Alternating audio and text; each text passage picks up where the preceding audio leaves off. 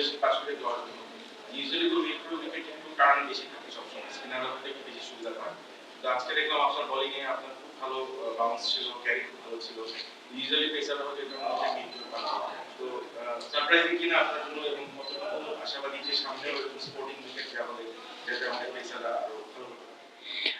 Surprising না, কারণ এই প্রথমে ফিজ ভাই এবং তাসকিন ভাই বোলিং করতেছিল, সো তাদের সাথে কথা বলতেছিলাম মাঠের মধ্যে যে ভাই উইকেটে কী হতেছে না হতেছে। তো সো তারা তখন বললো যে উইকেটে হিট করলে কিংবা একটা জায়গাতে লাইন মেনটেন করলে ব্যাটসম্যানদের জন্য ডিফিকাল্ট খেলা। সো আমি ওই জিনিসটা জাস্ট এক্সিকিউট করার চেষ্টা করছি মাঠে। বললো ফিলিংস নর্মাল, বাট কেমনে চেষ্টা করবো যে কেমনে এই জিনিসটা লং টাইম ধরে রাখা যায়। শর্ট লেগে আলাদা মানে উইকেটটা অবশ্যই অনেক স্পেশাল পাঁচ উইকেট। ওই প্ল্যানিংটা কার ছিল, মানে আপনার পক্ষ থেকে ক্যাপ্টেনকে বলা হচ্ছিল নাকি ক্যাপ্টেন বা শান্ত ভাইয়ের একটা প্ল্যানিং ছিল বা শুধু বলতেন? ক্যাপ্টেনের প্ল্যান ছিল, শান্ত ভাইয়েরও প্ল্যান ছিল, কারণ তারা ধরেন অনেকদিন থেকে ওডিআই ক্রিকেট খেলে আসছে, তাদের অনেক এক্সপিরিয়েন্স। সো আমি আর যখনই মাঠের মধ্যে হেল্প লাগে আমি তাদের কাছ থেকে নিই, এবং ফিজ ভাই আছে, তাসকিন ভাই আছে, তো তাদের কাছে সবসময় একটা হেল্প পাই এবং এই জিনিসটা আমাকে অনেক প্রেশার ফ্রি করে। আমার সাত ওভার বোলিং করেছে এইরকম কন্ডিশনে আপনার এক্সপেক্ট করতে কঠিন, এটা কি টিম প্লেয়ারেরই অংশ ছিল নাকি বিকল্প আছে উইকেট পেয়েছেন বলে ক্যাপ্টেন পকেটে পড়েছে? আসলে ফার্স্ট অফ অল আমি সবসময় টিমের জন্য চিন্তা করি যে আমার কাছে আমার টিম কি চাই, ওই জিনিসটা আমি আমার সর্বোচ্চটা দিয়ে সবসময় চেষ্টা করি। তো আমি জাস্ট তখন একটা জিনিসই চেষ্টা করছি যে কেমনে এই জিনিসটা, আমি তখন উইকেট পাচ্ছিলাম এবং তখন হচ্ছে আমার বোলিং তাদের জন্য খেলার সমস্যা হচ্ছিল, তো আমি এই জিনিসটা লং টাইম কন্টিনিউ করার চেষ্টা করছিলাম। এর জন্য হয়তো ক্যাপ্টেন চেষ্টা করছে যে আর দু একটা ওভার করানো যায় কিনা।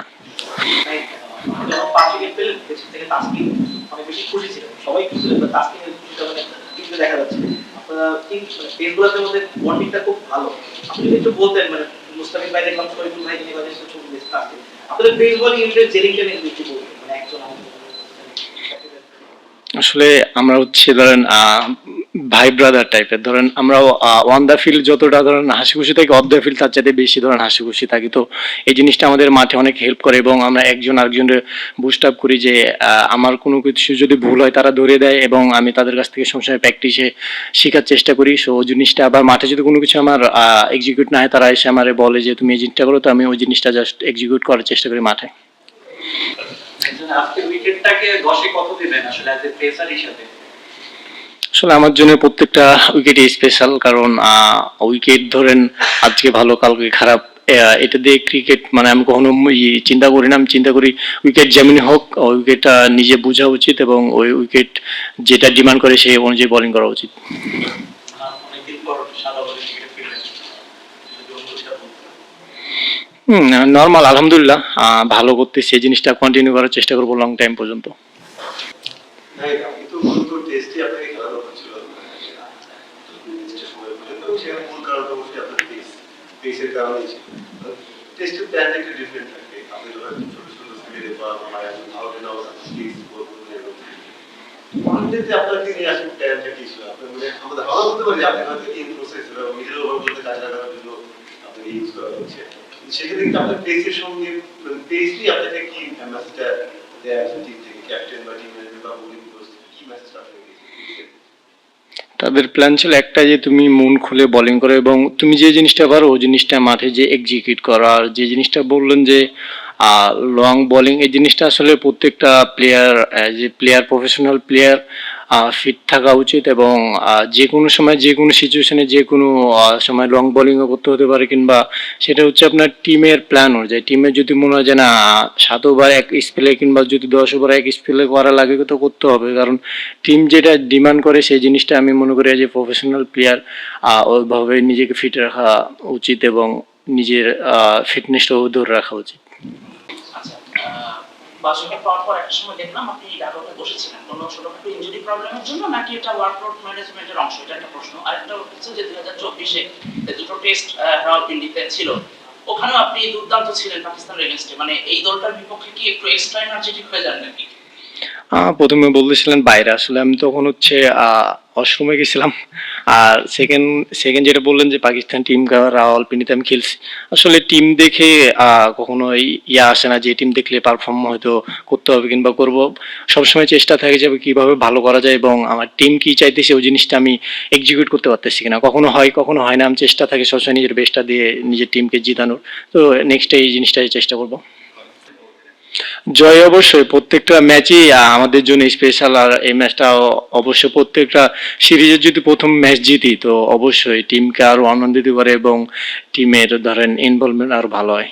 তো হ্যাঁ, মানে বিপিএলের সময় ওয়াটার ইউনিসের সঙ্গে কথা বলেছিলেন, কিছু টিপস নিয়েছিলেন, এই সময়টা কি আসলে ওই অনুযায়ী কাজ করেছিলেন কিনা, প্লাস স্পিডটা আপনি আজকের ম্যাচে দেখুন এভারেজ 140 প্লাস এর মতো বোলিং করেছেন, স্পিডটা বাড়ানোর জন্য আসলে এই সময়টা কি কাজ করেছেন বা ওয়াটার ইউনিসের পরামর্শটা কিভাবে কাজে লাগছে আপনার?